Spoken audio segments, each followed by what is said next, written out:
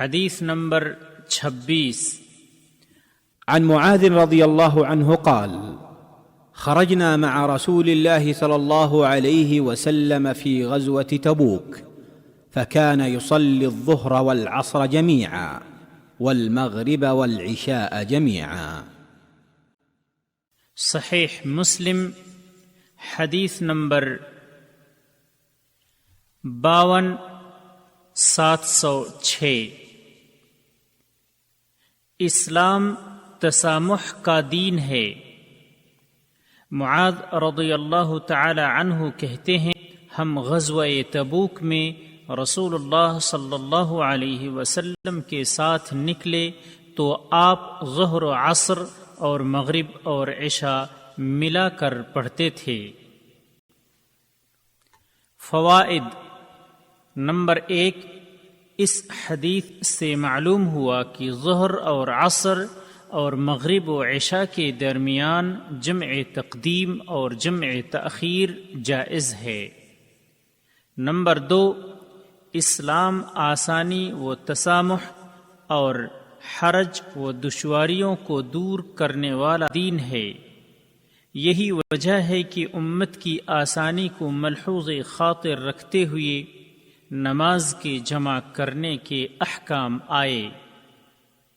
Number 3، اس حدیث سے یہ نہ سمجھا جائے کہ اس حدیث اور اللہ کے اس فرمان میں کوئی تعارض ہے۔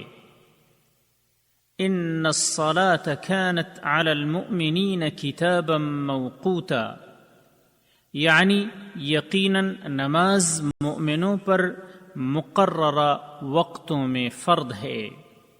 یہ حدیث خاص استثنائی حالتوں کے لیے ہے، جیسے سفر وغیرہ، بوقت ضرورت ایسے شخص کے لیے جو اپنا معمول نہ بنائے۔ راوی کا تعارف۔ معاذ بن جبل بن عمرو بن اوس رضی اللہ عنہ ایک مشہور صحابی ہیں۔ آپ ابو عبد الرحمن انصاری خزرجی کے لقب سے ملقب ہیں۔ عقبہ کی رات آپ موجود تھے۔ بدر اور دیگر جنگوں میں آپ شریک ہوئے۔ 18 سال کی عمر میں مشرف با اسلام ہوئے۔